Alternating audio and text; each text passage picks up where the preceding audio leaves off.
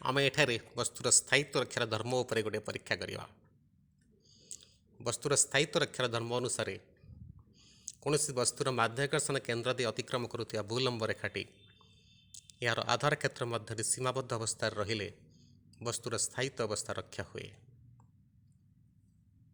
या गोटे वस्तु या वस्तुर माध्याकर्षण केन्द्र या वस्तुर माध्याकर्षण केन्द्र दे अतिक्रम करुवा भूलंब रेखा यह वस्तुर आधार क्षेत्र। यही अवस्था लक्ष्य करंतु वस्तुर माध्याकर्षण केन्द्र दे अतिक्रम करुवा भूलंब रेखाटी वस्तुर आधार क्षेत्र मध्य अवस्थान करुच्ची फल वस्तुर स्थायित्व अवस्था रक्षा होउछि। हमें वर्तमान वस्तु को किसी आनत अवस्था रखा। यही अवस्था मध्य भूलंब रेखाटी वस्तुर आधार क्षेत्र मध्य अवस्थान करुच्ची फल वस्तुटी छिड़ा हो पारिछि एवं तार स्थायित्व अवस्था रक्षा होइछि। हमें वर्तमान वस्तु को अधिक आनत अवस्था रखा। ये अवस्था मध्य भूलंब रेखाटी वस्तुर आधार क्षेत्र मध्य अवस्थान करुच्ची फल वस्तुर स्थायित्व अवस्था रक्षा होइछि एवं वस्तुटी सीधा छिड़ा होइछि। हमें वस्तु को अधिक आनत अवस्था रखा।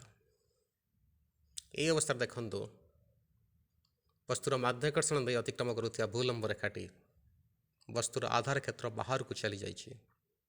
वस्तु को छेड़ीदेवा द्वारा कौन हो लक्ष्य करंतु वस्तुटी तले पड़ जाउछि।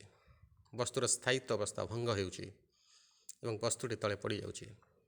तेणु यही परीक्षा आम शिक्षा लाभ कले जदि कौन वस्तुर माध्याकर्षण केन्द्र दे अतिक्रम करुवा भूलंब रेखा वस्तुर आधार क्षेत्र बाहर को चली जाए वस्तुर स्थायित्व अवस्था भंग हुए। जे पर्यंत वस्तुर माध्याकर्षण केन्द्र दे अतिक्रम करुवा भूलंब रेखाटी वस्तुर आधार क्षेत्र मध्य रोथाए से पर्यंत वस्तुर स्थायित्व अवस्था रक्षा हुए।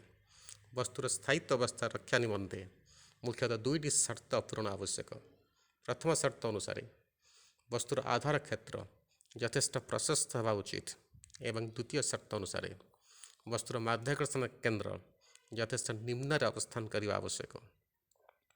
स्थायित्व रक्षार ये दुईटी नियम को भित्ति करी इटाली पिसा निकटस्थ थिबा आनंद गंबुज स्थायित्व अवस्था रक्षा करिथाए।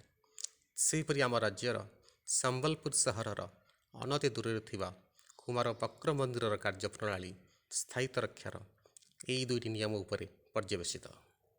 धन्यवाद।